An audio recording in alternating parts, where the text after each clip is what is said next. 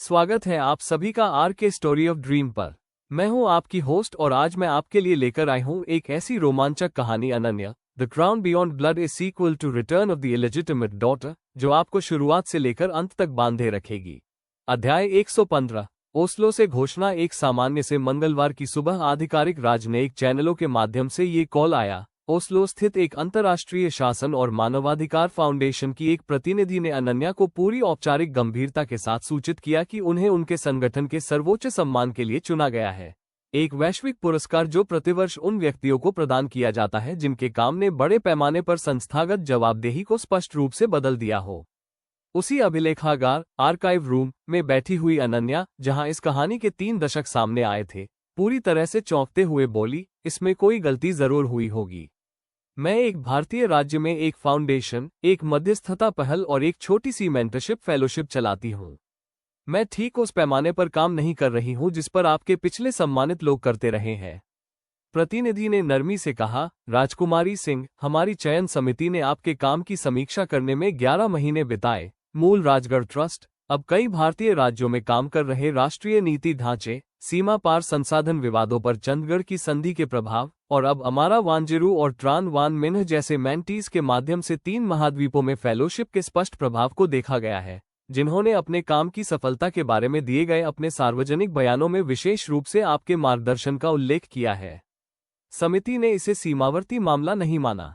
उन्होंने इसे पुरस्कार के पूरे इतिहास में सबसे स्पष्ट परिवर्तनकारी संस्थागत प्रभावों में से एक माना।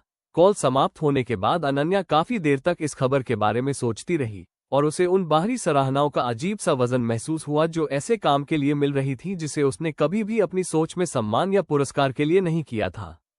उस शाम उसने कबीर से स्वीकार किया, मुझे समझ नहीं आ रहा कि इस पर कैसा महसूस करूं। गर्व महसूस हो रहा है, मुझे लगता है, लेकिन साथ ही अजीब भी लग रहा है। मैंने इनमें से कुछ भी किसी पुरस्कार के लिए नहीं बनाया था। मैंने इसे इसलिए बनाया था क्योंकि एक खत ने मुझे अपना हक मांगने के लिए कहा था, और रास्ते में कहीं न कहीं वो और अधिक लोगों के अपने हक में तब्दील होता चला गया। अध्याय 116। ओस्लो में क्या कहना है। अगले साल वसंत ऋतु में होने वाले इस समारोह ने अनन्या के सामने एक ऐसी चुनौती पेश की जिसका सामना उसने पहले कभी किसी सार्वजनिक मंच पर नहीं किया था। किसी कठिन सच का बचाव करना नहीं, किसी प्रतिद्वंद्वी का सामना करना नहीं, यहाँ तक कि चंडगढ़ की संधि का सावधानीपूर्वक कूटनीतिक काम भी नहीं, बल्कि बस एक वैश्विक दर्शकों के सामने खड़े होकर एक ही स्वीकृति भाषण, एक्सेप्टेंस स्पीच, में ये समझाना था कि 30 वर्षों के संचित कार्य का वास्तव में क्या अर्थ था।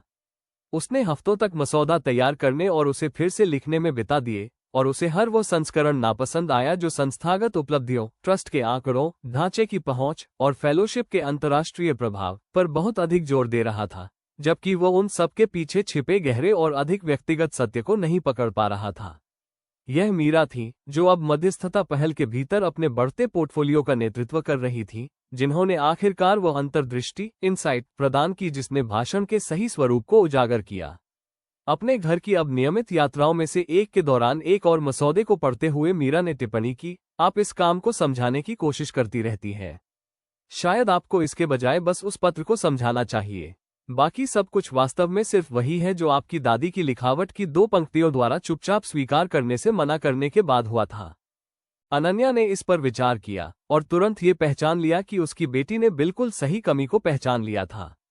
उसने भाषण को पूरी तरह से फिर से लिखा और इसे फाउंडेशन की उपलब्धियों पर केंद्रित करने के बजाय उसके पीछे छिपे सरल, मानवीय मूल पर केंद्रित किया। एक डरी हुई 16 साल की लड़की, एक मरती हुई माँ का पत्र, और उस पत्र के सीधे निर्देश का सम्मान करने का क्या अर्थ है, इसे धीरे धीरे और कमियों के साथ सीखने के 3 दशक। अध्याय 117। ओस्लो में भाषण एकत्रित हुए अंतर्राष्ट्रीय दर्शकों, राजनयिकों, मानवाधिकार कार्यकर्ताओं, पत्रकारों और आगे की पंक्तियों में प्रमुखता से बैठे कबीर, मीरा, आदित्य, इशिता, वीर, देवयानी और काव्या, यानी उन तमाम लोगों के सामने खड़े होकर जिन्होंने 3 दशकों में इस कहानी को गढ़ा था। अनन्या ने आखिरकार वह भाषण दिया जिसे सही रूप में ढालने में महीनों लग गए थे। उसने शुरुआत करते हुए कहा, 30 साल पहले मैं 16 वर्ष की थी, मुंबई के एक छोटे से फ्लैट में अपनी मरती हुई मां के अस्पताल के बिस्तर के पास बैठी थी, जब उन्होंने मुझे 2 सरल पंक्तियों वाला एक पत्र सौंपा था, अपना हक मांगो, तुम किसी से कम नहीं हो। उस समय मुझे लगा था कि उनका मतलब एक ऐसे पिता से था जिनसे मैं कभी नहीं मिली थी, एक ऐसा परिवार जिसके अस्तित्व के बारे में मैं नहीं जानती थी, एक ऐसी विरासत जिसकी मैं कल्पना भी नहीं कर सकती थी। शाब्दिक रूप से कहें तो मैं सही थी, लेकिन उसके बाद के 3 दशक मैंने ये खोजने में बिताए हैं कि उन 2 पंक्तियों का मतलब उससे कहीं अधिक बड़ा था जितना मैंने शुरुआत में कभी समझा था। उसने संक्षेप में लेकिन पूरी ईमानदारी से इस पूरी यात्रा को सबके सामने रखा। दरबार हॉल, बलवंत की साजिश, खजाने का ऑडिट, प्रिया का छिपा हुआ इतिहास, मध्यस्थता पहल और अंतर्राष्ट्रीय फेलोशिप, इसे उपलब्धियों की एक सूची के रूप में नहीं, बल्कि उसकी मां के पत्र द्वारा पूछे गए एक ही सवाल के निरंतर विकसित होते जवाब के रूप में पेश किया। उसने कहा, इस काम ने जिस भी व्यक्ति को छुआ है, जोधपुर में एक मैकेनिक की पत्नी से लेकर राजस्थान के 12 गांवों, 2 रियासतों के खेती करने वाले समुदायों और अब 3 महाद्वीपों में काम कर रहे कार्यकर्ताओं तक, उनमें से हर एक किसी न किसी अर्थ में केवल अपना हक ही मांग रहा था। वो सच जिसे किसी ऐसे व्यक्ति द्वारा उनसे छिपा कर रखा गया था जिसे ईमानदारी की तुलना में चुप्पी साधना अधिक सुविधाजनक लगा था। मैंने उस सिद्धांत का आविष्कार नहीं किया था। मेरी माँ ने मुझे ये सबसे सरल शब्दों में सिखाया था, बिना ये कभी कल्पना किए कि यह अंततः कितनी दूर तक यात्रा करेगा। वह रुकी, आगे की पंक्ति में कबीर की आंखों से नजरें मिलाईं, फिर उनके बगल में बैठी मीरा को देखा और उन 2 सरल पंक्तियों द्वारा अंततः बनाई गई हर चीज के पूर्ण और संपूर्ण वजन को महसूस किया। समापन करते हुए उसने कहा, मैं इस सम्मान को स्वीकार करती हूँ, अपने लिए नहीं, बल्कि हर उस व्यक्ति के लिए, हर देश में, जिसने उस चुप्पी के खिलाफ जाकर अपने हिस्से के हक को मांगने की हिम्मत जुटाई है जो उन्हें ऐसा न करने की सलाह देती थी। मेरी माँ इनमें से किसी भी चीज को देखने के लिए जीवित नहीं रही, लेकिन मुझे लगता है कहीं न कहीं वो हमेशा जानती थी कि यह संभव है। उन्हें बस किसी ऐसे व्यक्ति की जरूरत थी जो वास्तव में पूछने की हिम्मत रख सके। अनन्या ने वहां खड़े होकर महसूस किया कि इसके बाद जो तालियां गूंजी, उनमें 3 दशकों की मुश्किल से जीती गई सार्वजनिक विजयों के दौरान मिले हर एक सम्मान से कुछ अलग ही बात थी। ये केवल किसी उपलब्धि की पहचान नहीं थी, बल्कि इस बात की सच्ची, सामूहिक समझ थी कि उस उपलब्धि की असल कीमत क्या थी और अंततः उसका मूल्य क्या साबित हुआ था। अध्याय 118 अनुरोधों की बाढ़। पुरस्कार की सार्वजनिक घोषणा होते ही अनन्या का इनबॉक्स किसी ऐसी चीज में बदल गया जिसे पहचान पाना मुश्किल था। दर्जनों देशों की सरकारों, एनजीओ, विश्वविद्यालयों और व्यक्तिगत कार्यकर्ताओं से प्रतिदिन अनगिनत अनुरोध आने लगे। उनमें से हर कोई उसके समय, उसके मार्गदर्शन या अपनी खुद की उभरती हुई संस्थागत ईमानदारी की कोशिशों से उसके नाम के जुड़ने की उम्मीद कर रहा था। पेशेवर उत्साह और व्यक्तिगत चिंता के बीच झूलते हुए संचित पत्राचार की समीक्षा करते हुए काव्या ने टिप्पणी की, इनका जवाब देने में ही आप अपने जीवन के बाकी बचे हुए साल 2 बार बिता सकती हैं। यहाँ वास्तविक मूल्य है, अनन्या, लेकिन अपने आप को इतना अधिक व्यस्त कर लेने का वास्तविक जोखिम भी है कि आपके सीधे जुड़ाव की वास्तविक गुणवत्ता ही प्रभावित होने लगे। अनन्या ने कई दिनों तक अनुरोधों के उस ढेर के साथ बैठकर पुरानी प्रवृत्ति के उस परिचित खिंचाव को महसूस किया, यह विश्वास की हर वास्तविक जरूरत उसके सीधे और व्यक्तिगत ध्यान की हकदार है। यह वही प्रवृत्ति थी जिसने एक समय में इशिता के हस्तक्षेप द्वारा एक आवश्यक सुधार किए जाने से पहले फ्रेमवर्क के शुरुआती और सबसे थकाने वाले वर्षों में उसे लगभग पूरी तरह से थका दिया था। जोर जोर से इस सवाल पर विचार करते हुए उसने कबीर से कहा, मैं ये सबक एक बार पहले भी सीख चुकी हूँ। इस बार मैं इसे धीरे धीरे दोबारा नहीं सीख सकती, सिर्फ इसलिए क्योंकि ये अनुरोध डराने वाले होने के बजाय तारीफ से भरे हुए हैं। कबीर ने सहजता से कहा, तो फिर ऐसा मत करो, वही सिद्धांत लागू करो जो तुमने बाकी हर चीज पर लागू किया है। एक ऐसा सिस्टम बनाओ जो व्यक्तिगत रूप से पूरी तरह तुम पर निर्भर न रहे, ठीक वैसे ही जैसे तुमने ट्रस्ट, फ्रेमवर्क और मध्यस्थता पहल के साथ किया था। तुम्हें हर अनुरोध के लिए व्यक्तिगत रूप से हाँ कहने की जरूरत नहीं है। तुम ऐसी चीज का निर्माण कर सकती हो जो हर जरूरत को सीधे पूरा करने की कोशिश में खुद को पूरी तरह थकाने के बजाय तुम्हारी वास्तविक क्षमता को ईमानदारी से आगे बढ़ा सके। अध्याय 119 एक परिषद, न कि व्यक्तित्व पूजा। एक बार जब उसने हर एक व्यक्तिगत अनुरोध पर केवल प्रतिक्रिया देने के बजाय इस पर गहराई से विचार करना शुरू किया, तो इसका समाधान एक ऐसे रूप में सामने आया जिसे उसने तुरंत पहचान लिया कि यह उसके द्वारा अब तक बनाई गई हर चीज के अनुकूल था। एक औपचारिक अंतर्राष्ट्रीय सलाहकार परिषद। इसमें न केवल वो खुद, बल्कि अमारा, मिन्ह, जस्टिस कुलकर्णी और फेलोशिप के बढ़ते नेटवर्क से जुड़े कई अन्य अनुभवी प्रैक्टिशनर भी शामिल थे, जो सामूहिक रूप से किसी भी एक व्यक्ति के निरंतर और व्यक्तिगत जुड़ाव के बिना भी नए अनुरोधों की बाढ़ का जवाब देने में सक्षम थे। अपनी मां को परिषद के संस्थापक दस्तावेजों को तैयार करने में मदद करते हुए मीरा ने टिप्पणी की, आपने मध्यस्थता पहल के साथ बिल्कुल यही किया था। आप हर अनुरोध का जवाब खुद बनने की कोशिश नहीं कर रही हैं। आप एक ऐसी व्यवस्था बना रही हैं जो आपके व्यक्तिगत रूप से कमरे में न होने पर भी अच्छे जवाब तैयार कर सकती है। अनन्या ने स्वीकार किया, मुझे इसके बारे में तुरंत सोच लेना चाहिए था। मुझे लगता है कि 30 साल बाद भी मेरा कोई हिस्सा इस बात पर भरोसा करने की आदत से बंधा हुआ है कि मुझे हर महत्वपूर्ण चीज को खुद ही संभालना होगा। यहाँ तक कि अब भी इस सारे सबूत के बावजूद कि प्रत्यायोजन डेलीगेशन बेहतर तरीके से काम करता है। मीरा ने नरमी से कहा, यह कोई असफलता नहीं है माँ, ये तो बस इंसान होना है। मुझे लगता है कि यह सब कुछ बनाने के बाद भी आपको अलग अलग रूपों में बार बार वही सबक सीखते रहने की छूट है। मुझे नहीं लगता कि यह प्रक्रिया किसी के लिए भी कभी पूरी तरह से रुकती है। 7 समय क्षेत्रों टाइम जोन्स में वर्चुअल रूप से आयोजित परिषद के पहले औपचारिक सत्र ने इस दृष्टिकोण की बुद्धिमत्ता को तुरंत साबित कर दिया। अमारा नाइजीरिया के एक नए कार्यकर्ता के तकनीकी सवाल का ऐसे विशेषज्ञता के साथ जवाब दे रही थी जो अनन्या के पास खुद नहीं थी। मिन्ह म्यांमार के एक सतर्क सुधारक को ऐसी सावधानीपूर्वक सलाह दे रहे थे जिसकी परिस्थितियां उनकी अपनी शुरुआती चुनौतियों से काफी मिलती जुलती थीं। और जस्टिस कुलकर्णी बांग्लादेश की एक जिला परिषद को कानूनी ढांचे का मार्गदर्शन दे रहे थे जिसे अनन्या के व्यापक नीतिगत अनुभव के बजाय ठीक उन्हीं के विशिष्ट न्यायिक पृष्ठभूमि की आवश्यकता थी। सत्र की वास्तविक और वितरित विशेषज्ञता को काम करते हुए देखते हुए कबीर ने उससे कहा, आपने बिल्कुल सही चीज बनाई है। आपकी अपनी व्यक्तिगत बुद्धि के इर्द गिर्द बनाई गई कोई व्यक्तित्व पूजा नहीं, बल्कि एक वास्तविक कार्यशील नेटवर्क जो किसी भी एक व्यक्ति के जुड़ाव, यहां तक कि आपके अपने जुड़ाव से भी आगे तक टिके रहने में सक्षम है। अध्याय 120। उसने क्या अपने पास रखना चुना। फेलोशिप की बढ़ती अंतर्राष्ट्रीय मांगों के बड़े हिस्से को परिषद द्वारा संभाले जाने के बाद अनन्या ने वर्षों में पहली बार खुद को इस बात के लिए पूरी तरह से सक्षम पाया कि वो ये चुन सके कि कौन से विशिष्ट जुड़ाव वास्तव में उसके अपने सीधे और व्यक्तिगत समय के योग्य है। वो किसी अपराध बोध या अपरिहार्य जिम्मेदारी की भावना से बंधी नहीं थी, बल्कि उन रिश्तों और प्रोजेक्ट्स को स्वतंत्र रूप से चुन रही थी जो उसके सक्रिय काम के बाकी बचे वर्षों के लिए सबसे अधिक सार्थक महसूस होते थे। उसने अमारा और मिन्ह के साथ अपने सीधे मेंटरशिप मार्गदर्शन के रिश्ते को बनाए रखा, जो पिछले कुछ वर्षों में औपचारिक पेशेवर दायित्व की तुलना में सच्ची दोस्ती के अधिक करीब पहुंच चुके थे। उसने आदित्य के साथ राजगढ़ के अपने निरंतर शासन की सलाह देने वाली एक छोटी, अधिक व्यक्तिगत भूमिका को भी अपने पास रखा, क्योंकि वह उस रियासत से पूरी तरह से पीछे नहीं हटना चाहती थी जहां से आखिरकार यह पूरी यात्रा शुरू हुई थी। और उसने दायित्व के बजाय सच्ची उत्सुकता के साथ विश्वविद्यालयों में कभी कभार होने वाले अतिथि व्याख्यानों गेस्ट लेक्चर को भी चुना।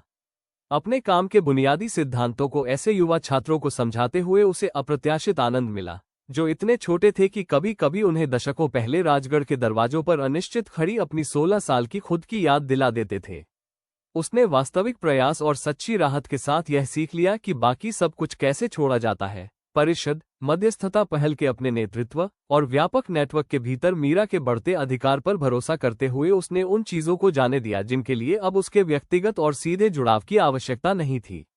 देवयानी ने, जो अब 80 के दशक में होने के बावजूद उतनी ही तेज तर्रार थी और अधिकांश दोपहर में महल के बगीचों में बेपरवाह और आनंद के साथ खराब पेंटिंग कर रही थी, अनन्या को पिछले वर्षों में दुर्लभ रही एक सुकून भरी सहजता के साथ उनके साथ चाय पीने के लिए शामिल होते हुए देखकर टिप्पणी की, तुम हल्की दिख रही हो। उनके पास बैठते हुए अनन्या ने कहा, मैंने आखिरकार वो करना सीख लिया जिसकी प्रीचिंग सीख मैं दशकों से बाकी सबको देती रही हूँ। ऐसा कुछ बनाओ जो पूरी तरह से तुम पर निर्भर न रहे।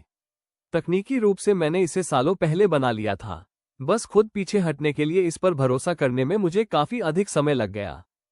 अपने कैनवास पर रंग का एक और लापरवाह और आनंदमय स्ट्रोक जोड़ते हुए देवयानी ने कहा, मुझे लगता है कि यह सबसे कठिन सबक है। कुछ ईमानदार बनाना अपने आप में काफी कठिन है। इसके बिना लगातार तुम्हारे हाथ के जीवित रहने पर भरोसा करना, इसके लिए एक खास तरह के साहस की आवश्यकता होती है, जो बलवंत या चौहान या किसी अन्य प्रतिद्वंद्वी द्वारा तुमसे कभी भी मांगे गए साहस से अलग होता है। रेगिस्तानी सूरज को उन बगीचों पर सुनहरा रूप से ढलते हुए देखते हुए, जिन्होंने उसके साधारण जीवन के लगभग हर एक मोड़ को देखा था, अनन्या ने धीरे से कहा, मुझे लगता है ये सीखने के लिए शायद मेरे पास बचा हुआ आखिरी वास्तविक सबक है। यह नहीं कि कुछ ईमानदार कैसे बनाया जाए, मुझे लगता है कि मैं उसे अब पूरी तरह से समझ चुकी हूँ, बल्कि सिर्फ ये कि जो मैंने पहले ही बना लिया है उस पर इतना भरोसा कैसे किया जाए कि वो पूरी तरह से उन सभी लोगों का हो जाए जो अब इसे आगे बढ़ा रहे हैं, बजाय इसके कि मेरे भीतर का कोई शांत हिस्सा अभी भी यह माने कि यह अकेले मेरे पकड़ने के लिए है। अध्याय 121। कांपते हाथों में ब्रश अनन्या ने जो पहला कैनवास आजमाया था, वो किसी भी ईमानदार पैमाने पर एक आपदा था। जहां उसने साफ लकीरें खींचने की सोची थी, वहां मैले रंग आपस में मिल गए थे, और बगीचे का फव्वारा इतना टेढ़ा मेढ़ा बना था कि सप्ताहांत पर मिलने आए मीरा इतना जोर से हंसी कि उसने लगभग ईजल को ही पूरी तरह से गिरा दिया था। हंसी के आंसू अपनी आंखों से पोंछते हुए मीरा ने कहा, मुझे समझ नहीं आता कि आप बिना डरे संसद के सामने गवाही कैसे दे सकती है, लेकिन एक पेंटिंग का ब्रश आपको इतना डरा देता है। अपने खुद के अस्त व्यस्त कैनवास का पछतावे और मजाकिया भाव से मुआयना करते हुए अनन्या ने कहा, संसद को मैं समझती हूँ। समितियां, साक्ष्य, बहस, मैं अच्छी तरह जानती हूँ कि वो सब कैसे करना है। ये तो बस भावना है जो सीधे कैनवास पर उतर रही है, और अगर यह गलत हो जाए तो छिपाने के लिए कोई तार्किक ढांचा भी नहीं है। मुझे लगता है कि यह किसी भी आक्रामक मंत्री से कहीं अधिक डरावना है। उसके ठीक बगल में अपने ईजल पर शांति से काम कर रही देवयानी ने वही धैर्यवान मार्गदर्शन दिया जिसने अनन्या को उसके जीवन के कई कठिन अध्यायों से उबारा था। उन्होंने कहा, बेटा, यही वजह है कि तुम्हें ये करते रहना चाहिए। तुमने 30 साल बेहद कठिन और उच्च दांव वाले काम में असाधारण रूप से कुशल होने में बिताए हैं। सिर्फ अपने आनंद के लिए, बिना इस बात की परवाह किए कि परिणाम पर क्या निर्भर करता है। खराब पेंटिंग करना, यह अपनी तरह की एक अलग आज़ादी है। शायद इकलौती ऐसी आज़ादी जिसकी अनुमति तुमने कभी खुद को नहीं दी। शर्मिंदगी की भावना से बदलकर सच्ची, बेफिक्र दिलचस्पी की ओर बढ़ते हुए अनन्या ने अपने उस टेढ़े मेढ़े फव्वारे को देखते हुए इस पर विचार किया और माना, मेरा अनुमान है कि मैंने कभी भी कोई ऐसा काम सिर्फ इसलिए नहीं किया कि उसे खराब तरीके से करने में मजा आता हो। मैंने जो भी कोशिश की उसमें आखिरकार मुझे अच्छा होना ही पड़ा, क्योंकि परिणाम पर बहुत कुछ निर्भर करता था। देवयानी ने कहा, तो फिर यह इसका अपवाद हो सकता है। आपके पूरे असाधारण जीवन की वो इकलौती चीज जिसे शानदार तरीके से हमेशा के लिए साधारण रहने की छूट मिले, सिर्फ इसलिए क्योंकि आपको इसका आनंद मिलता है। अध्याय 122। कैनवास ने उसे क्या सिखाया। आने वाले महीनों में पेंटिंग एक सच्चा, बिना किसी जल्दी का अनुष्ठान बन गई। अधिकांश दोपहरें देवयानी के साथ महल के बगीचों में बीतती थीं। एक अतिरिक्त कमरे में कैनवास इकट्ठा होते जा रहे थे, जिसे कबीर बड़े स्नेह से शानदार असफलताओं की gallery, the gallery of glorious failures, कहने लगे थे। हर नया प्रयास पिछले वाले से थोड़ा कम विनाशकारी होता था, हालांकि उनमें से कोई भी वास्तविक कौशल के करीब नहीं पहुंच पाता था। अपनी धीमी और रुक रुक कर हो रही प्रगति को देखते हुए अनन्या को जिस बात ने सबसे ज्यादा चकित किया, वो था वह विशेष प्रकार का चिंतन जिसे पेंटिंग ने खोलना शुरू कर दिया था। वह तीखा, विश्लेषणात्मक फोकस नहीं जिसे उसने कानूनी बहसों और नीतिगत ढांचों के लिए दशकों तक विकसित करने में बिताया था, बल्कि कुछ ढीला, अधिक जुड़ा हुआ, जहां काम करते समय यादें और आधे अधूरे विचार अनायास ही उभर आते थे। एक दोपहर जब उसने एक ऐसे चित्र को बनाने का प्रयास किया जिसे उसने शुरू में तितलियों का पीछा करती हुई एक छोटी बच्ची के रूप में मीरा का चित्र बनाना चाहा था, तो उसने खुद को इसके बजाय कुछ और ही चित्रित करते पाया। मुंबई के एक अस्पताल के गलियारे के कोने में खड़ी एक युवा लड़की, जिसके पीछे खिड़की पर बारिश की बूंदें पड़ रही थीं और कांपते हाथों में एक पत्र दबा हुआ था। अनुपात गलत थे, परिप्रेक्ष्य, पर्सपेक्टिव भद्दा था, और रंग उसकी इच्छा से अधिक मिले थे।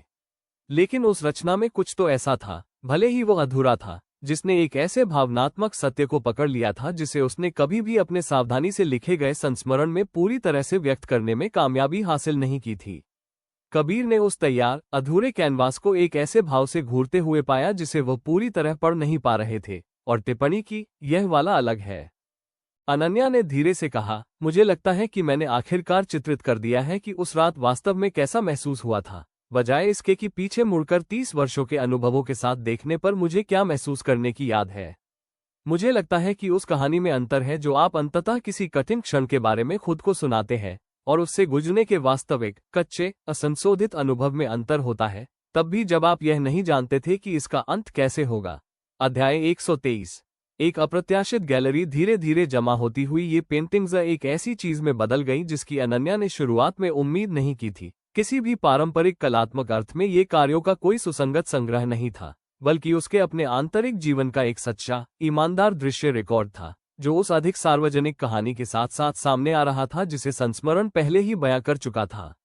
यह इशिता थी जो राजगढ़ की यात्रा पर आई थी और कबीर द्वारा स्नेह से शानदार असफलताओं की gallery, gallery of glorious failures कहे जाने वाले कमरे में उत्सुकता से घूमते हुए पहुंची थी।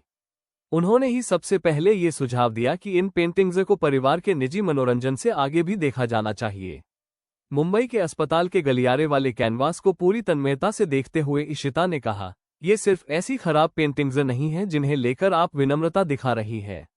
मेरा मतलब है, तकनीकी रूप से, हाँ, ये कुछ हद तक खराब पेंटिंग्स है, लेकिन इसके पीछे कुछ ऐसा है जो वास्तविक है, इस भद्दे तौर तरीके के नीचे।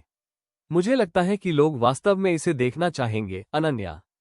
किसी बेहतरीन कला के रूप में नहीं, बल्कि उससे कहीं अधिक ईमानदार चीज के रूप में। अनन्या ने पहले विरोध किया, क्योंकि वो किसी ऐसी चीज को साझा करने के विचार से असहज थी जिसे उसने हमेशा केवल निजी, बेपरवाह अभ्यास के रूप में ही चाहा था। लेकिन एक बार मन में यह विचार आ जाने के बाद उसने पूरी तरह से पीछा नहीं छोड़ा और आखिरकार एक छोटी, जानबूझकर साधारण प्रदर्शनी का रूप ले लिया। किसी प्रतिष्ठित गैलरी में नहीं, बल्कि उसी छोटे से मुंबई अस्पताल में जहां उसकी मां की मृत्यु हुई थी। यह अब डॉक्टर फेरेरा द्वारा वर्षों पहले स्थापित किए गए सुसज्जित मीरा राठौर विंग का घर बन चुका था, जो उसी इमारत में अपनी कठिन रातों से जूझ रहे मरीजों और उनके परिवारों के लिए कुछ कोमल और मानवीय राहत प्रदान कर रहा था। 30 वर्षों के काम के संचित भार की ओर व्यापक इशारा करते हुए अनन्या ने कबीर को समझाया, मैं चाहती हूं कि उस अस्पताल में बैठे लोग, जो किसी बुरी खबर का इंतजार उसी तरह कर रहे हैं जैसे मैं कभी करती थी, ये देखें कि जिस व्यक्ति ने आखिरकार ये सब बना लिया, वह भी कभी एक डरी हुई लड़की थी जिसके हाथ में एक ऐसा पत्र था जिसे वह मुश्किल से समझ पाई थी। मुझे लगता है कि किसी के लिए उस खास पल में उसके बाद क्या हुआ इसके किसी भी पॉलिश किए गए पेशेवर ब्यौरे से कहीं अधिक मायने रख सकता है।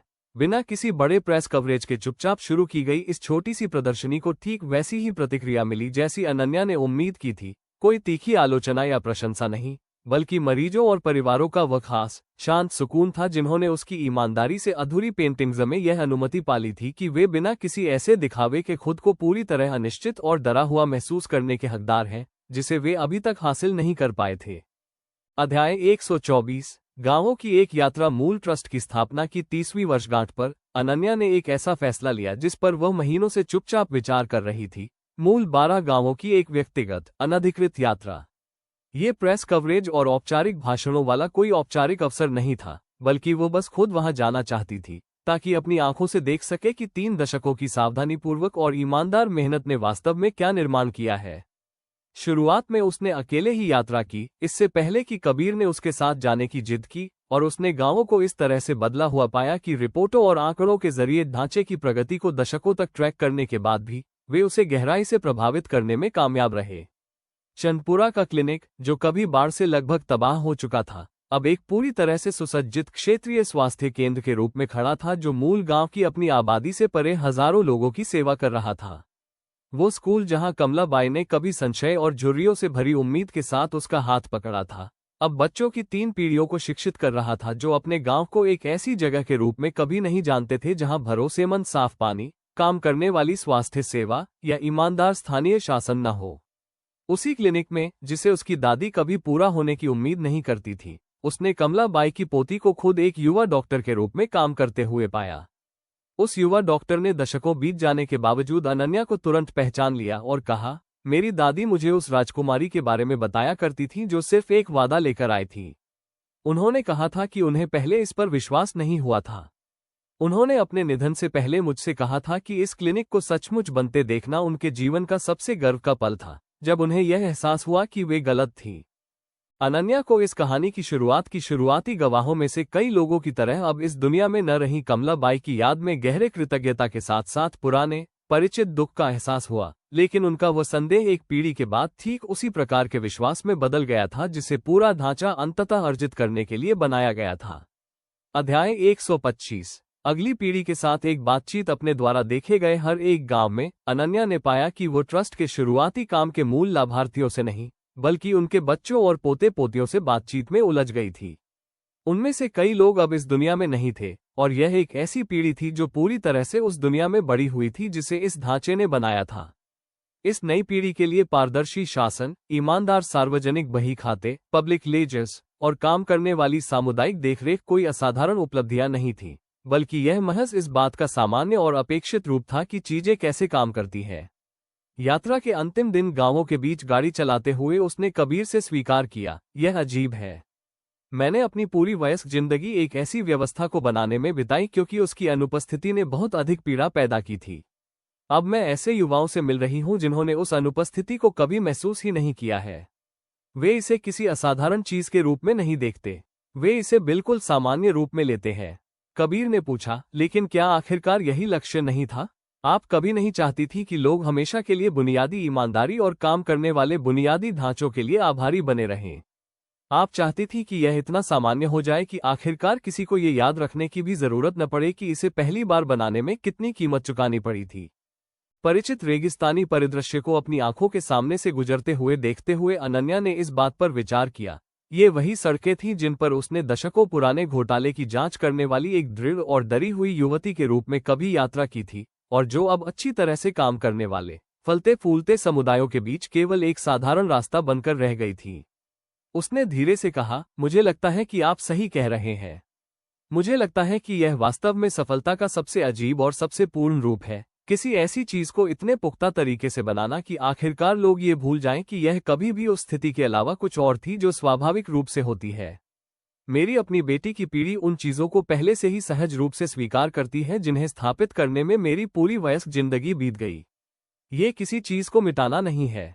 मुझे लगता है कि वास्तव में यही इस सब का मुख्य उद्देश्य है। अध्याय 126। अंतिम प्रविष्टि। उस शाम राजगढ़ वापस आकर अनन्या ने एक बार फिर अभिलेखागार आर्काइव रूम में प्रवेश किया। काव्या के आग्रह पर अब इसे फाउंडेशन के पूरे इतिहास का दस्तावेजीकरण करने वाले एक छोटे संग्रहालय के रूप में औपचारिक रूप से संरक्षित कर दिया गया था। हालांकि अनन्या कभी कभी अपने ही साधारण जीवन के संचित साक्ष्यों के बीच चुपचाप बैठने के लिए वहां चली जाती थी। उसने एक नई डायरी खोली जिसे उसने देवयानी के विनम्र सुझाव पर कुछ ही समय पहले रखना शुरू किया था। यह वर्षों पहले प्रकाशित उसके अधिक औपचारिक संस्मरण की एक निजी साथी की तरह थी, जिसका उद्देश्य प्रकाशन नहीं था, बल्कि यह केवल उसके अपने निरंतर चिंतन के लिए एक जगह थी। अब जब सक्रिय निर्माण के अधिक जरूरी मान वाले दशकों ने किसी शांत और अधिक विचारशील चीज को रास्ता दे दिया था। उसने लिखा, 30 साल। उसकी लिखावट अब ढीली थी, दशकों के जरूरी उच्च दांव वाले काम के समय की तुलना में कम जल्दबाजी भरी थी। मैं उस पल का इंतजार करती रहती हूँ जब ये कहानी आखिरकार समाप्त, पूरी और पूरी तरह से रखे जाने के लिए तैयार महसूस हो। मुझे नहीं लगता कि वो पल आ रहा है, वास्तव में नहीं। मीरा अब मराठवाड़ा में मध्यस्थता पहल में और अपने जीवन के लिए जो भी आगे आता है उसमें अपने खुद के अध्यायों का निर्माण कर रही है। परिषद उन अनुरोधों को संभाल रही है जिन्हें कभी मुझे विश्वास था कि केवल मैं ही ठीक से संबोधित कर सकती हूँ। अमारा और मिन्ह अब अपने खुद के मेंटीज को पढ़ा रहे हैं, ठीक उसी तरह जैसे मैंने कभी उन्हें पढ़ाया था। मुझे लगता है कि मैं आखिरकार समझ गई हूं कि इतने साल पहले वो पत्र मुझे सौंपते समय माँ का वास्तव में क्या मतलब था। अपना हक मांगो। वो किसी एक सीमित विरासत का वर्णन नहीं कर रही थी जिसका एक बार दावा किया जाए और फिर वह समाप्त हो जाए। वो एक चल रही प्रथा का वर्णन कर रही थी, जीने का एक ऐसा तरीका जो पूछता रहता है, ईमानदारी की मांग करता रहता है, आसान चुप्पी को अस्वीकार करता रहता है, जब तक कि पूछने के लिए सांस बची हो। मुझे नहीं पता कि मेरे पास पूछने के लिए और कितने साल बचे हैं। मैं कई सालों की उम्मीद करती हूँ, लेकिन मुझे अंततः 3 दशकों के मुश्किल से जीते गए पाठों के बाद पता चलता है कि अब मुझे बचे हुए किसी भी समय से डर नहीं लगता। मैंने कुछ ऐसा बनाया है जो अब पूरी तरह से मुझ पर निर्भर नहीं है। मैंने एक ऐसी बेटी की परवरिश की है जो अपने खुद के कठिन सवाल पूछने में सक्षम है, अपने खुद के ईमानदार तरीके से।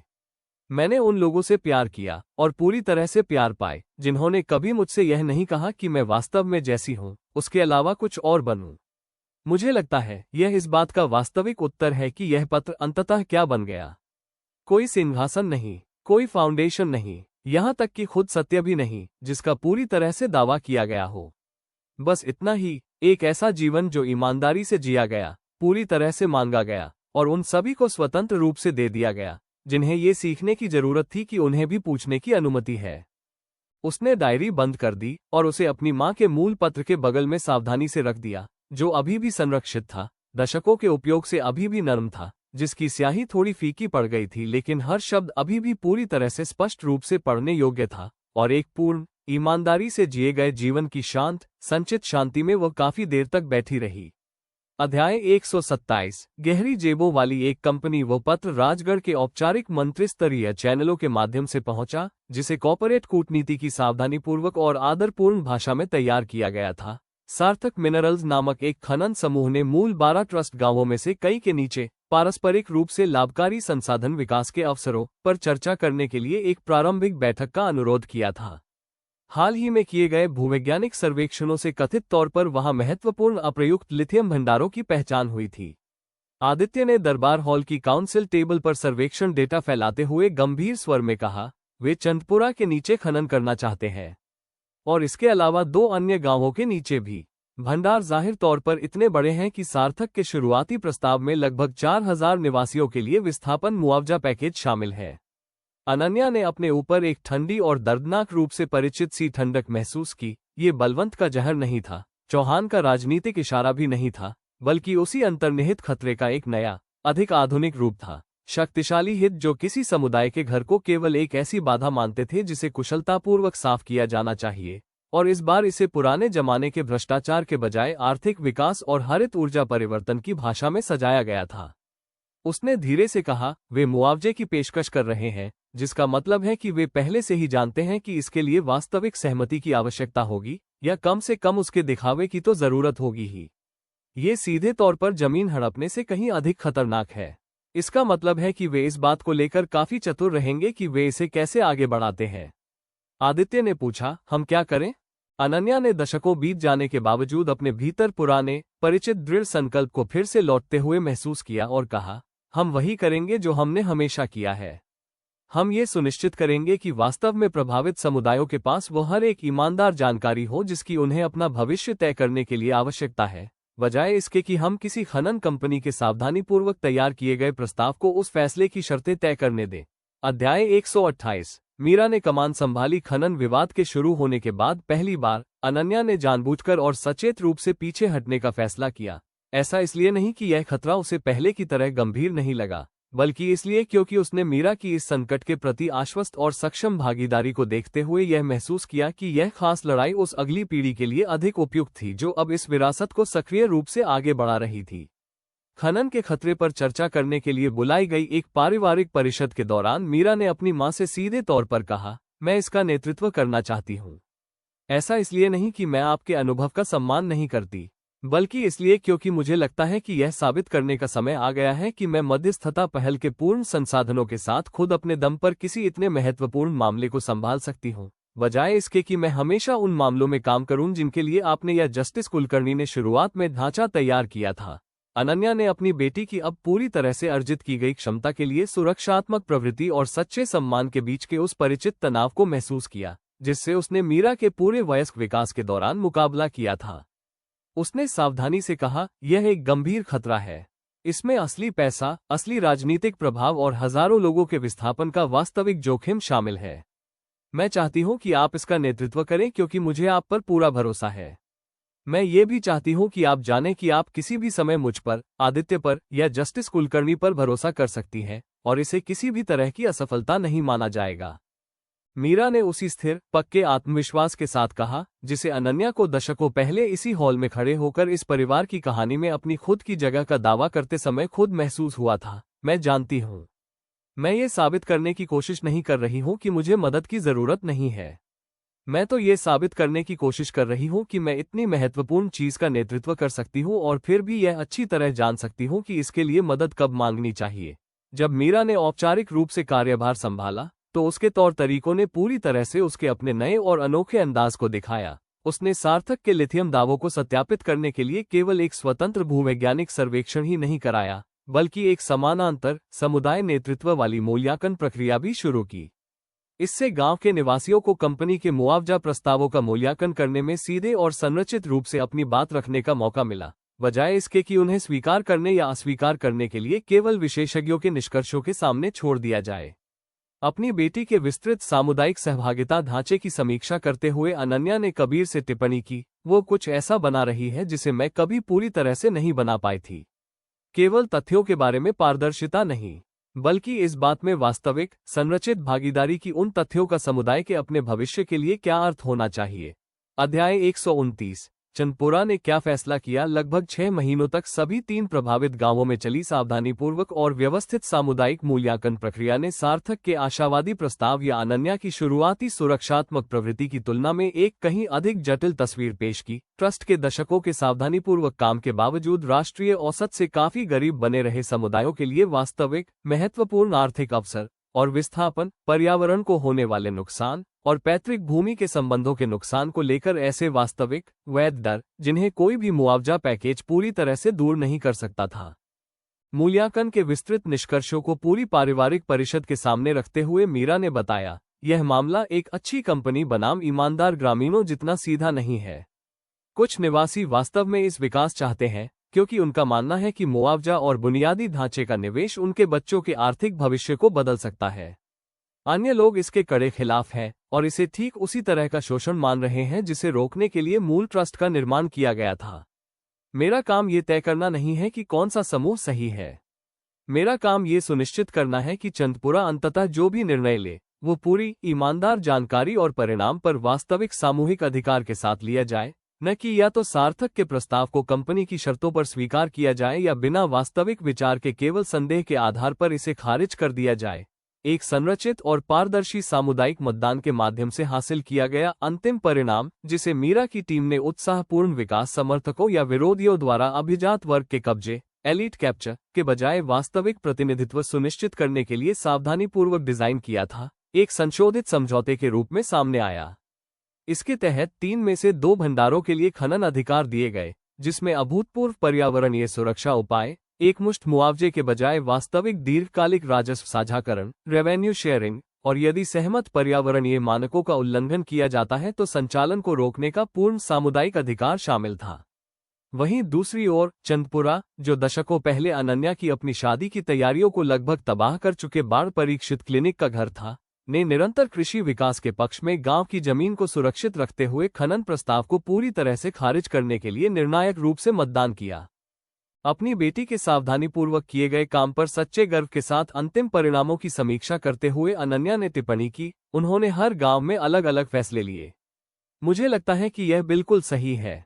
मुझे हमेशा मन ही मन इस बात की चिंता रहती थी कि जो ढांचा मैंने बनाया था वो अंततः एक निश्चित फॉर्मूले में बदल सकता है, जिसे इस बात की परवाह किए बिना उसी तरह लागू किया जाए कि समुदाय वास्तव में अपने लिए क्या चाहते थे। आपने कुछ ऐसा बनाया है जो वास्तव में हर समुदाय को बाहर से कोई एक सही परिणाम थोपने के बजाय अपना खुद का ईमानदार जवाब पाने की अनुमति देता है। मीरा ने कहा, मैंने यह आपसे सीखा है, भले ही यह ठीक वैसा न दिखे जैसा आप खुद बनाती। अनन्या मुस्कुराई और अपने जीवन के काम को अपनी व्यक्तिगत दृष्टि से परे वास्तव में विकसित होते देखने की पूरी संतुष्टि महसूस की, ठीक वैसे ही जैसे किसी भी ईमानदार विरासत को होना चाहिए। उसने कहा, यही वजह है कि मैं जानती हूं कि आपने इसे सही तरीके से बनाया है, बेटी। इसलिए नहीं कि यह उससे मेल खाता है जो मैं करती, बल्कि इसलिए क्योंकि यह वास्तव में उस चीज की सेवा करता है जिसके परिणाम भुगतने वाले लोगों ने खुद अपने लिए फैसला किया है। अध्याय 130। गर्व का एक अलग रूप। खनन विवाद के समाधान के बाद के हफ्तों में अनन्या ने खुद को एक ऐसी भावना से घिरा पाया जिसकी उसने पूरी तरह से उम्मीद नहीं की थी। ये सिर्फ मीरा की सक्षम लीडरशिप पर गर्व नहीं था, बल्कि इसके पीछे कुछ और भी जटिल बात थी। ये शांत और स्पष्ट एहसास कि उसकी बेटी की सहज बुद्धि इंस्टिंक्ट्स, भले ही अनन्या द्वारा सिखाई गई हर बात में स्पष्ट रूप से निहित थी, उन चीजों से वास्तव में अलग होने लगी थी जिन्हें अनन्या खुद चुनती। एक शाम इस परिणाम पर ईमानदारी से विचार करते हुए उसने कबीर से स्वीकार किया, मैं खनन प्रस्ताव के पूरी तरह खिलाफ और ज्यादा सख्ती से लड़ती। मेरे भीतर का कोई हिस्सा आज भी सार्थक मिनरल्स को देखता है तो उसे बलवंत चौहान और उन तमाम शक्तिशाली हितों की याद आ जाती है जिन्होंने कभी किसी समुदाय की उचित सहमति के बिना उससे कुछ भी हथियाने की कोशिश की थी। मीरा ने उसी स्थिति को देखा और उसमें उस वास्तविक जटिलता के लिए जगह पाई जिसे शायद मैं अपनी सुरक्षा करने की प्रवृत्ति में जल्दबाजी में छोड़ देती। कबीर ने नरमी से पूछा, क्या ये कोई समस्या है? अनन्या ने इस बात से खुद को भी चकित कर दिया कि उसका जवाब कितनी जल्दी और पूरी तरह से आ गया। नहीं, मुझे बिल्कुल भी नहीं लगता कि यह कोई समस्या है, बल्कि मुझे लगता है कि यह वास्तव में वही है जिसका दावा मैं हमेशा करती आई थी, एक ऐसी विरासत जो मेरी अपनी खास प्रवृत्तियों और कमजोरियों से परे वास्तव में विकसित हो सके। मैंने बस पूरी तरह से यह अनुमान नहीं लगाया था कि इसे अमूर्त रूप से चाहने के बजाय वास्तविक समय में ऐसा होते हुए देखना असल में कैसा महसूस होता है।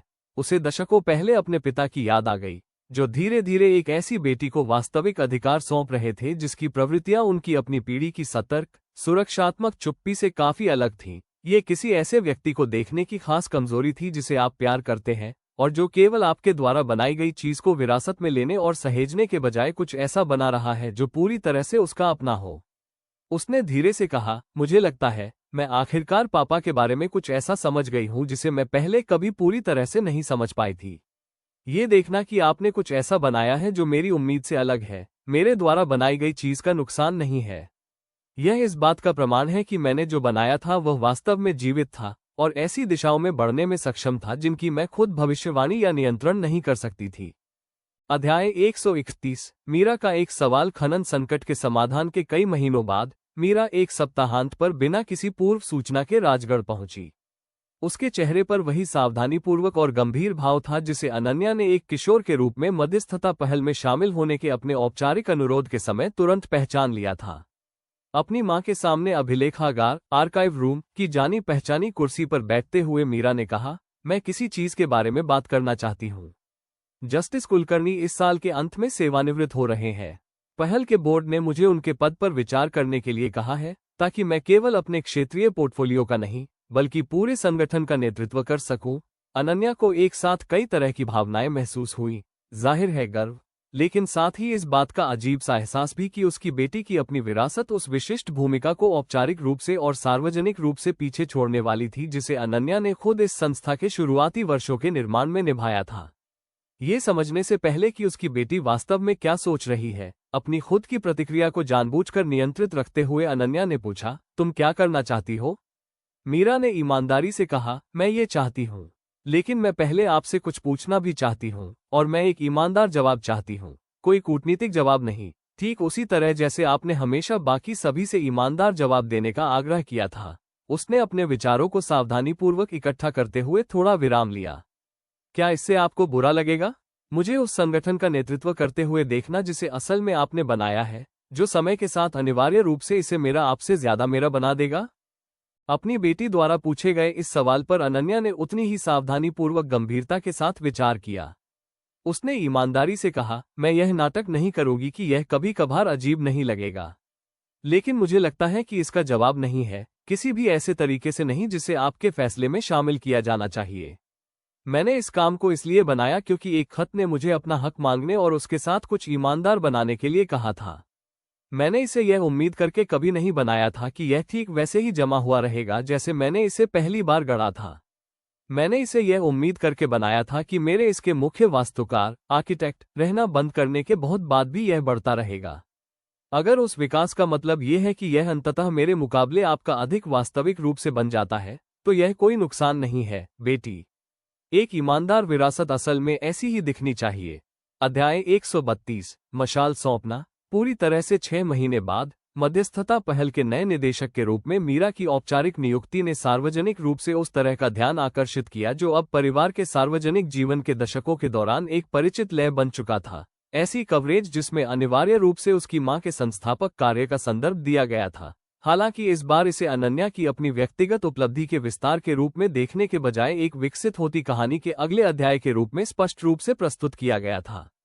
किसी भव्य महल के हॉल के बजाय एक साधारण सभागार ऑडिटोरियम में आयोजित औपचारिक हस्तांतरण समारोह में जस्टिस कुलकर्णी ने मीरा को औपचारिक रूप से नेतृत्व सौंपने से पहले संक्षिप्त टिप्पणियां दी। उनके अपने दशकों के सतर्क और स्वतंत्र काम अब संस्थान की निरंतरता सुरक्षित होते देखने की स्पष्ट संतुष्टि के साथ समाप्त हो रहे थे। जब मीरा बोलने के लिए उठी तो उन्होंने जानबूझकर अपनी मां की कहानी को केंद्र में न रखने का फैसला किया, बल्कि पहल के भविष्य के लिए अपनी उभरती हुई दृष्टि को सामने रखा। दूरदराज के क्षेत्रों में अनुपालन की निगरानी के लिए उन्नत तकनीकी बुनियादी ढांचा, बाहरी विशेषज्ञों पर मुख्य रूप से निर्भर रहने के बजाय स्थानीय मध्यस्थों को प्रशिक्षित करने में अधिक निवेश और सेवानिवृत्ति या बदलाव के कारण संस्थागत ज्ञान के खोने से पहले चिकित्सकों की अगली पीढ़ी तैयार करने के लिए विश्वविद्यालयों के साथ एक औपचारिक साझेदारी। भाषण के अंत के करीब उसने कहा, मेरी मां ने कुछ उल्लेखनीय बनाया है, इसलिए नहीं कि उनका इरादा इसे ठीक वैसा ही बनाए रखने का था जैसा उन्होंने पहली बार बनाया था, बल्कि इसलिए क्योंकि वे शुरुआत से ही यह समझती थी कि ईमानदार संस्थानों को ईमानदार बने रहने के लिए लगातार बढ़ते रहना होगा। मेरा इरादा केवल उनके द्वारा बनाई गई चीज को सहेजने का नहीं है। मेरा इरादा इसे आगे भी बनाते रहना है, उसी दिशा में जिसकी खुद काम को जरूरत हो, ठीक वैसे ही जैसे उन्होंने हमेशा किया था। दर्शकों के बीच कबीर के बगल में बैठी हुई अनन्या ने उस पल के पूरे और संपूर्ण वजन को अपने ऊपर उतरते हुए महसूस किया। कोई नुकसान नहीं, कोई कमी नहीं, बल्कि एक विरासत को पूरी तरह से सक्षम हाथों में, बिना किसी मजबूरी के स्वतंत्र रूप से चुने गए तरीके से वास्तव में स्थानांतरित होते देखने की वो कठिन और संतोषजनक अनुभूति। इकट्ठे हुए प्रेस के लोगों के सवालों का उसी स्थिर आत्मविश्वास के साथ जवाब देती अपनी बेटी को देखते हुए, जो आत्मविश्वास अनन्या को खुद दशकों पहले एक बहुत ही अलग तरह के हॉल में खड़े होकर सीखना पड़ा था, अनन्या ने कबीर से फुसफुसाते हुए कहा, वो इसे उन जगहों पर ले जाएगी जिनकी मैं कभी कल्पना भी नहीं कर सकती थी। कबीर ने धीरे से उसका हाथ पकड़ते हुए कहा, हमेशा से यही उद्देश्य था। तुमने अपने लिए कोई स्मारक बनाने में 30 साल नहीं बिताए अनन्या। तुमने 30 साल एक ऐसी चीज को बनाने में बिताए हैं जो तुम्हारे बिना भी आगे बढ़ने के लिए पर्याप्त रूप से जीवित रहे। आखिरकार अभ्यास में यही चीज ऐसी ही दिखाई देती है। अध्याय 133। बिना किसी एजेंडे की एक सुबह अनन्या एक सामान्य से मंगलवार की सुबह जागी, जब वो 60 के दशक के अंतिम वर्षों में पहुंच चुकी थी। उस समय उसके मन में एक अजीब और अपरिचित सा एहसास था कि उसके ध्यान की मांग करने वाली कोई भी बात अब वास्तव में जरूरी नहीं थी। न कोई परिषद सत्र, न कोई ढांचा समीक्षा, और न ही उसके फैसले की प्रतीक्षा कर रहा कोई मध्यस्थता संकट। मीरा पूरे आत्मविश्वास के साथ इस पहल को चला रही थी। आदित्य और मंत्रियों की वर्तमान पीढ़ी ने राजगढ़ के दैनिक शासन को अपने अभ्यस्त कौशल के साथ संभाला हुआ था। अंतर्राष्ट्रीय परिषद उन अनुरोधों को संभाल रही थी जिन्हें अब व्यक्तिगत रूप से देखने की उसे कोई आवश्यकता नहीं थी। वो काफी देर तक बिस्तर पर लेटी रही, बस पर्दों से छनकर आ रही सुबह की रोशनी की गुणवत्ता को महसूस करती रही। तभी उसके बगल में कबीर की नींद खुली, जो फाउंडेशन के परिचालन कार्यों में लंबे समय से कम हो चुकी अपनी भागीदारी में पूरी तरह से बेफिक्र थे। उन्होंने पूछा, आज तुम क्या करना चाहती हो? इस सवाल में एक सच्ची सहजता थी जिसका ईमानदारी से जवाब देना दशकों पहले लगभग असंभव लगता था, जब हर दिन पहले से ही जरूरी और महत्वपूर्ण मांगों से भरा हुआ होता था। अनन्या ने इस सवाल पर गंभीरता से विचार किया और इसे अपने मन में वैसे ही टटोला जैसे उसने कभी जटिल नीतिगत ढांचों और कठिन वार्ताओं को परखा था। उसने धीरे से कहा, मुझे लगता है मैं अपनी मां की कब्र पर जाना चाहती हूँ। आराम से, बिना किसी जल्दबाजी के, और इसके तुरंत बाद कोई मीटिंग तय किए बिना, वे दोनों एक साथ मुंबई के उस छोटे से कब्रिस्तान की ओर चल पड़े। दशकों बीत जाने के बाद ये यात्रा पहले के मुकाबले काफी आसान हो गई थी, खासकर मीरा की मृत्यु के बाद की उन पहली कठिन यात्राओं की तुलना में। हालांकि इसका अपना एक खास और गहरा वजन अभी भी बना हुआ था। अनन्या काफी देर तक उस साधारण कब्र के पत्थर के पास बैठी रही, बिना किसी दुख या जिम्मेदारी के बोझ के, बस उस याद के साथ पूरी तरह से मौजूद रही। अपने हाथों से अपनी मां के नाम के उकेरे गए जाने पहचाने अक्षरों को सहलाते हुए उसने धीरे से कहा, मैंने आपके उस पत्र से एक असाधारण चीज बनाई है मां, लेकिन मुझे लगता है कि आज मैं आपको इनमें से किसी भी बात के बारे में नहीं बताना चाहती। मैं आपको ये बताना चाहती हूँ कि मैं आखिरकार आपके साथ चुपचाप बैठना सीख गई हूँ, और अब मुझे इस बात की कोई जरूरत नहीं है कि मेरी इस यात्रा से यहाँ होने के अलावा भी कोई अन्य उद्देश्य पूरा हो। अध्याय 134। पुरानी दोस्ती को फिर से खोजना। दशकों में पहली बार मिले सच्चे खाली समय के साथ अनन्या ने खुद को उन रिश्तों की ओर हाथ बढ़ाते हुए पाया जो संस्था निर्माण के सबसे व्यस्त वर्षों के दौरान अनिवार्य रूप से थोड़े कमजोर हो गए थे। उसने काव्या के साथ दोबारा संपर्क किया, जो खुद फाउंडेशन के दिन प्रतिदिन के कामों से औपचारिक रूप से सेवानिवृत्त हो चुकी थी, लेकिन अभी भी पास ही रहती थी। उनकी लंबी, बिना किसी जल्दी वाली दोपहरें उनके काम पर केंद्रित, जरूरी बातचीत के शुरुआती दशकों से बहुत अलग थी। काव्या के अपने बगीचे में दोनों के साथ बैठे हुए और पुरानी यादों के बीच बातचीत के दौरान चाय के ठंडे हो जाने पर काव्या ने कहा, क्या तुम्हें याद है जब मैं एक सूटकेस और ट्रेन में तैयार की गई एक कच्ची कार्य योजना के साथ राजगढ़ के दरवाजों पर पहुंची थी? हंसते हुए अनन्या ने कहा, मुझे याद है कि मुझे लगता था कि तुम डरावनी हद तक व्यवस्थित हो। सच कहूं तो मुझे आज भी ऐसा ही लगता है। तुमने इस काम को टिकाऊ बनाने वाली हर चीज का आधा हिस्सा खुद बनाया है। काव्या ने नरमी से सुधार करते हुए कहा, हमने इसे साथ मिलकर बनाया था। पिछले कुछ वर्षों से मैं असल में इसी बारे में सोच रही हूँ। लोग जिस बात का पूरा श्रेय अकेले आपको देते हैं, उसका कितना बड़ा हिस्सा वास्तव में संबंधों के इस पूरे ताने बाने के माध्यम से बनाया गया था। मैं, कबीर, जस्टिस कुलकर्णी, राणे, यहाँ तक कि चौहान और रानी कीर्ति जैसे लोग भी, जो प्रतिद्वंदियों या अजनबियों के रूप में शुरू हुए थे और सच्चे साझीदार बन गए। मुझे नहीं लगता कि तुमने इसे अकेले बनाया है अनन्या। मुझे लगता है कि तुमने कुछ ऐसा बनाया है जिसने हम सबको इसे साथ मिलकर बनाने की अनुमति दी।